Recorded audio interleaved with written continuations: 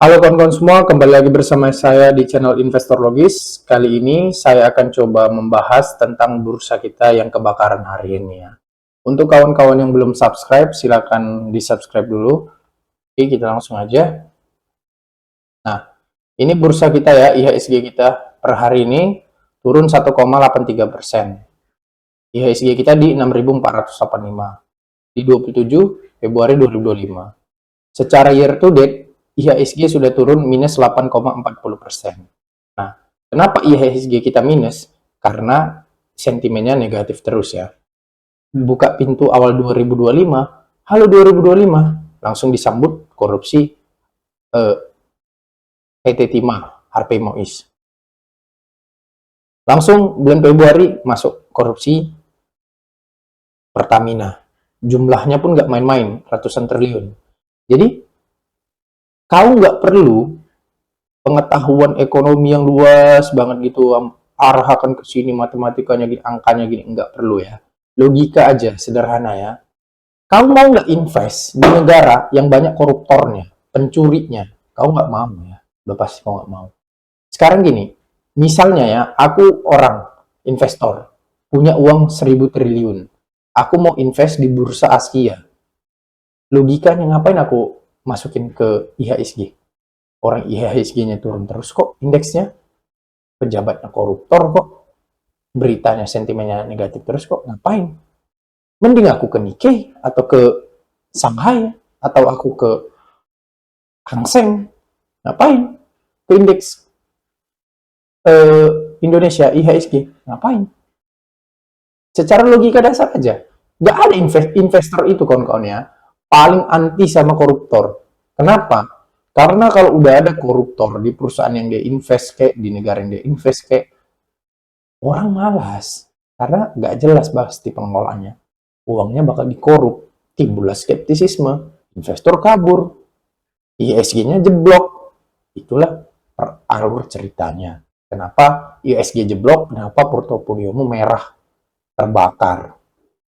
Saya respect ya kawan-kawan ya, walaupun saya portofolio saya masih hijau, saya respect ya sama kawan-kawan karena terus terang aja banyak kawan-kawan saya, kenalan saya yang portofolionya itu big bang ya kawan-kawan ya, merah semua ya, terbakar. Nah, kenapa kayak gitu? Ya itu tadi, karena sentimennya negatif terus, korupsi, nggak ada investor sejarahnya mau invest ke negara yang korupsinya gila-gilaan, nggak ada ya. Pasti akan terjadi kekacauan, itu yang ada, dan itu fakta ya. Jangan dibela-bela, nggak ada, itu fakta. Nah, misalnya tadi saya bilang, ngapain kita invest di sini? Logikanya apa? Coba susun logikanya. Nggak ada. Mau invest di IHSG, di indeks kita, ngapain? Mending kalau aku bursa Asia, aku masuk kemana nih? Nikkei Jepang naik hari ini. Walaupun secara year to date turun juga dia 4%. Tapi kan nggak parah-parah banget. Nah, mending aku masuk ke Hang Seng.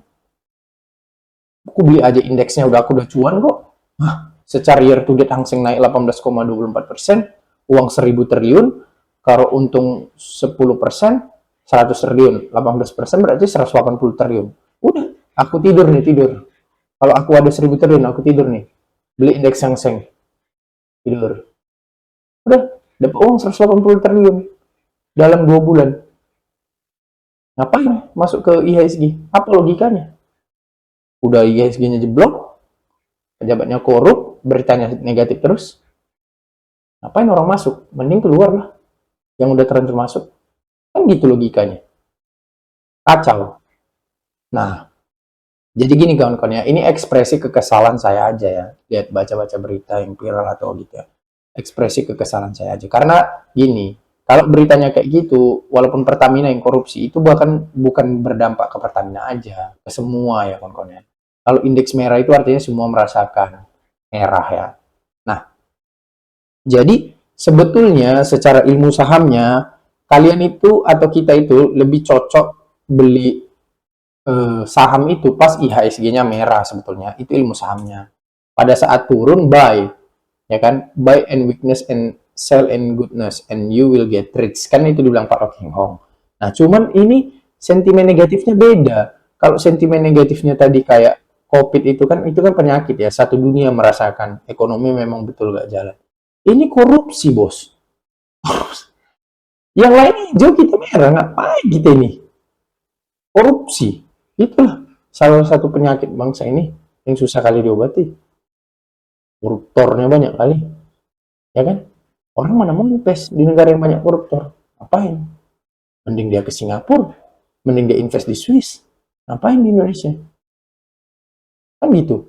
Kalau kau punya uang banyak pun kau mana mau invest di perusahaan. Misalnya gini lah ya, negara-negara ini perusahaan lah kita analogikan kan ya. Kau mau beli saham Indonesia lah. Tahu kok di rootnya korupsi, komisarisnya korupsi. Ngapain? Jadi apa ya? Ya itulah faktanya ya bangsa kita ya. Tapi saya tetap ya respect. Saya nggak pernah mau menyerah ya.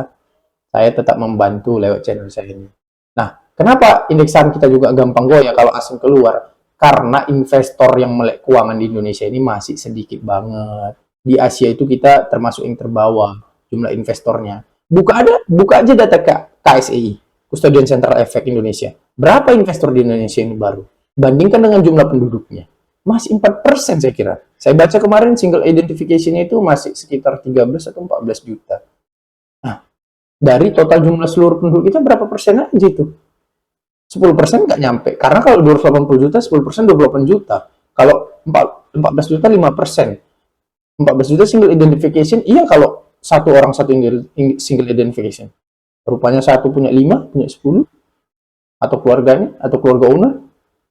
Berapa lah kita retail ini uang kita? Tadinya kalau misalnya kita kompak semua, udah pintar semua, udah teredukasi, semua masyarakat yang udah punya gaji, udah punya kerjaan, udah punya penghasilan, invest saham, wajar. Negara kita nggak goyah, asing mau cabut, ya udah cabut aja ke sana. Kita bisa nopang kok returnnya. Masalahnya returnnya cuma 2%. Ya udah asing keluar, goyang lah indeksnya.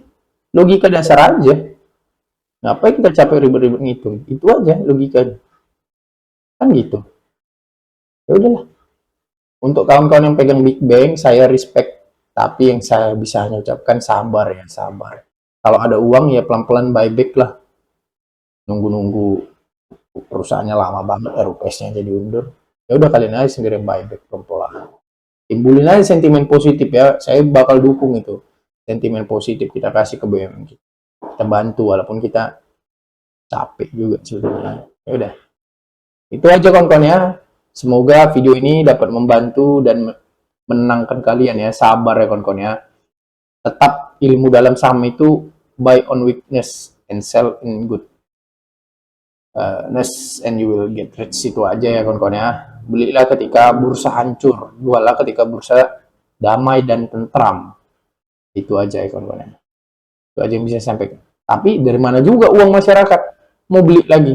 Orang gaji berapa kok ya kan? Kacau lah. Pokoknya itu aja kawan-kawan ya. Tetap semangat. Sampai jumpa di video berikutnya. Thank you. Halo kawan-kawan semua, terima kasih untuk kawan-kawan yang sudah menyaksikan konten di video channel ini. Untuk kawan-kawan yang ingin belajar saham dan masih mulai dari nol, kalian bisa mempelajari lewat ebook yang saya tulis. Untuk pembelian ebooknya kalian bisa pesan saja, tinggal langsung chat WA di nomor ini. Untuk kawan-kawan yang ingin lebih dalam lagi mempelajari saham dan mengetahui teknik-teknik khusus investasi supaya cuan bukan malah boncos, kalian bisa ikut kelas investasi saham saya dan kalian bisa langsung saja chat ke nomor yang ini. Nanti di sini saya akan masukkan kalian ke grup WA yang sudah saya buat dan kita akan belajar bersama di situ. Sekian dan terima kasih. Sampai jumpa.